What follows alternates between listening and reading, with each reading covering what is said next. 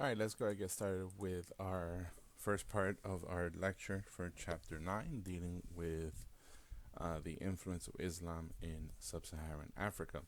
So the first thing we got to recognize, of course, is that Africa is not a country. It is, in fact, a continent.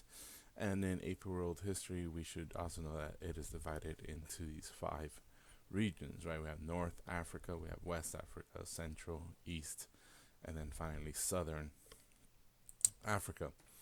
All right, so we're gonna start right here in the kind of like central west part of Africa, modern day Nigeria, and there we have a group of people called the Bantus, and the Bantus developed agriculture during the Neolithic Revolution, and eventually they developed also iron technology, iron metallurgy, and their population, because of the agriculture, grew, and they were kind of like forced to migrate, move elsewhere.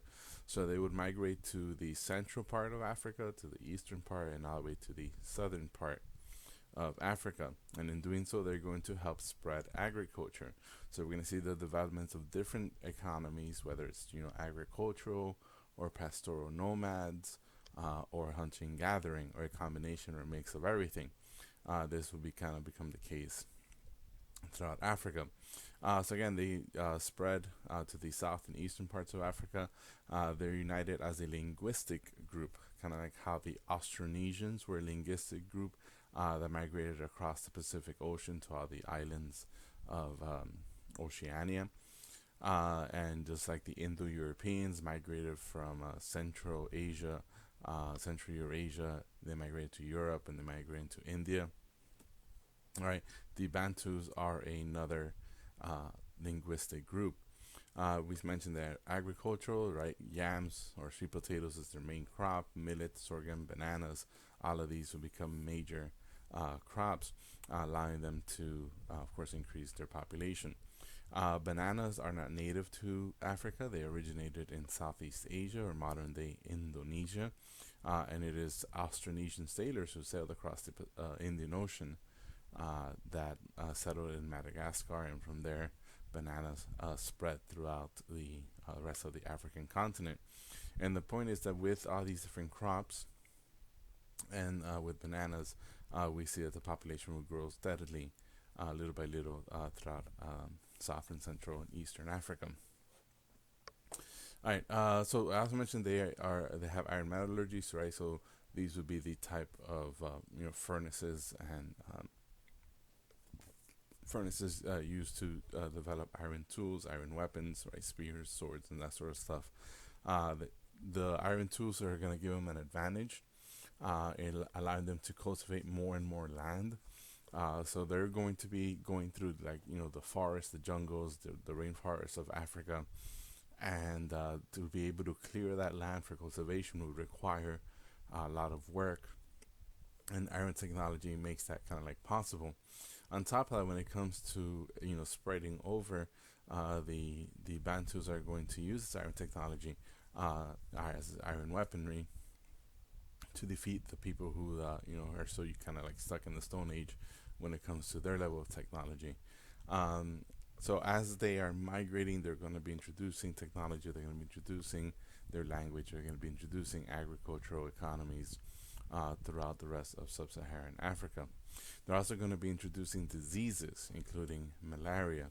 Now, malaria, of course, is a tropical disease, right, spread by mosquitoes, and because the Bantu's homeland is in the tropics, over time they're going to start developing kind of like immunity, so resistance towards malaria. But as they slowly make their way elsewhere to more, more colder climates, cooler climates, where malaria isn't as frequently found, they're going to introduce these diseases, malaria and others, to the people, like to the hunter-gathering people of other parts of Africa, and that led to epidemics, which allowed the Bantus eventually to become the major kind of like population group in throughout southern and central Africa. So let's have a society, sub-Saharan societies. For the most part, the throughout sub-Saharan Africa, we see small, close-knit communities. Generally, the people were close relatives or distant relatives, So they are formed into lineage groups. So that means that all your neighbors are kind of sort of related to you, or at least close relations to each other, and that means that everyone kind of knows each other and everyone kind of like has to work and cooperate together. And because the population is of the size of these villages are small enough, there's no need for a king or a ruler or even a chief to kind of control things, because kind of like the everyone kind of keeps each other in check. One unique thing that we also see in sub-Saharan African society is that they are matrilineal, meaning that they trace their ancestry through through their mother instead of their father. So, for example, most of us inherit the last name of our father, while in Africa it would be the other way around. You inherit the last name of your mother. When it comes to religion and art, the sub-Saharan African Bantu people, they are going to practice animism, right, which is kind of like that naturalistic religion, belief that there's spirits in nature, that there's spirits in the trees and in the rocks and in the water and the river, and that these spirits can interact with us here in the physical world.